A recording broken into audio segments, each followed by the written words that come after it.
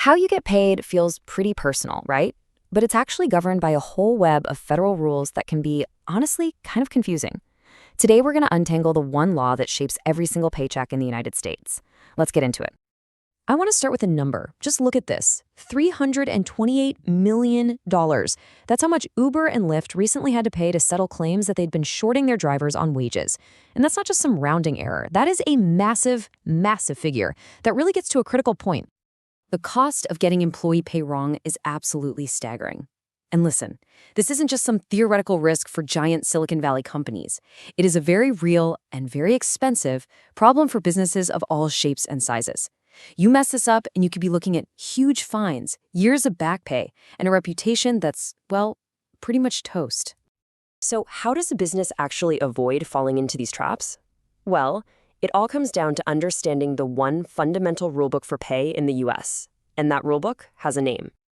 It's called the Fair Labor Standards Act, or the FLSA for short.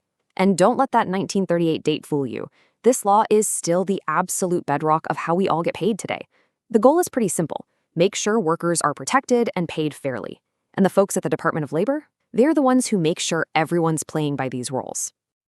The FLSA is really built on four big pillars that every single employer has to get right.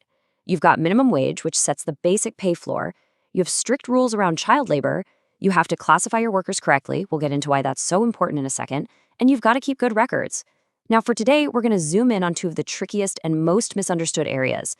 Let's kick things off with one of the biggest headaches in all of wage law: figuring out the difference between an employee and an independent contractor.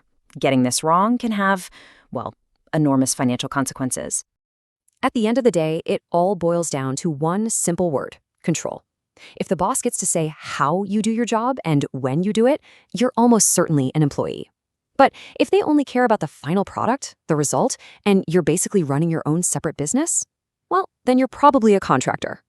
Now, to make sure there's no confusion, a lot of states and even the Department of Labor use something called the ABC test. It's super strict. To be a contractor, a worker has to pass all three of these parts. A, they're free from the company's control.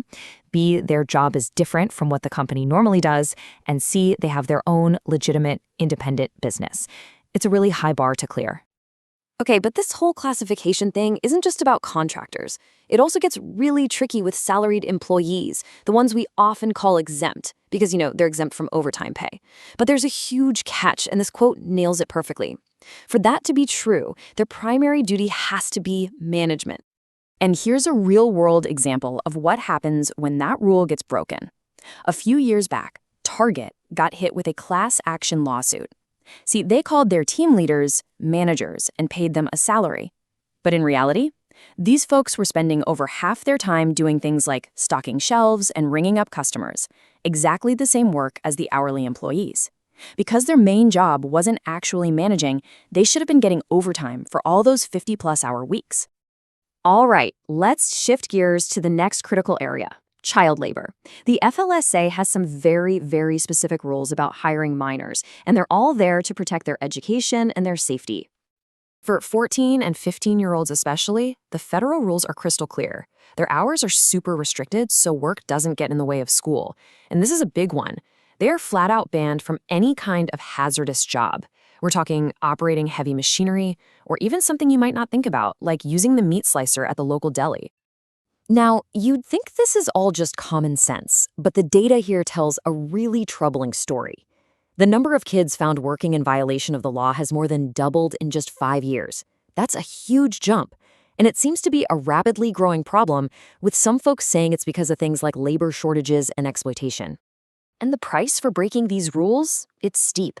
This number, over $8 million, is what companies had to pay in civil penalties for child labor violations in just the 2023 fiscal year. $8 million in fines. Okay, so we've seen the risks. We've seen the rising costs. So how do companies protect themselves and, more importantly, protect their workers? The answer is being proactive. It's time for what you might call a compliance health check. I know, when people hear the word audit, they think of something stressful and awful. But you've got to reframe that. When it comes to wage law, an internal audit is one of the smartest things you can do. It's not a burden, it's a shield. It's what can save a company from those giant fines we were just looking at. And this isn't just a hypothetical. Take a look at a company like Salesforce. They're actually a leader here. They do these big pay audits every single year to make sure things are fair. And since 2015, they've spent over $22 million fixing pay gaps they found themselves. They see it as just part of doing business the right way. And look, you don't have to be Salesforce to do this. An audit can start with 3 basic steps. 1. Just read your own policies. Are they even up to date?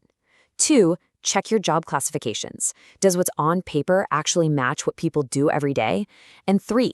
Look at your records. Is every single hour of work actually getting tracked properly? These are the simple, direct questions you've got to ask. Is every single person on payroll making at least the minimum wage for your area? And thinking back to that ABC test, are your contractors actually independent business owners, or are they really just employees in disguise? Answering these honestly can uncover huge problems before they blow up. So what's the bottom line in all of this? Well, understanding these rules isn't just a job for the HR department or some team of lawyers. This stuff affects millions of us, workers and managers, every single day. This quote right here really just says it all, doesn't it? Getting pay wrong is one of the most expensive mistakes a business can possibly make. And with more and more people filing claims saying, "Oh, I didn't know the law just isn't going to cut it," the stakes have never been higher. And that leaves us with one last pretty important question.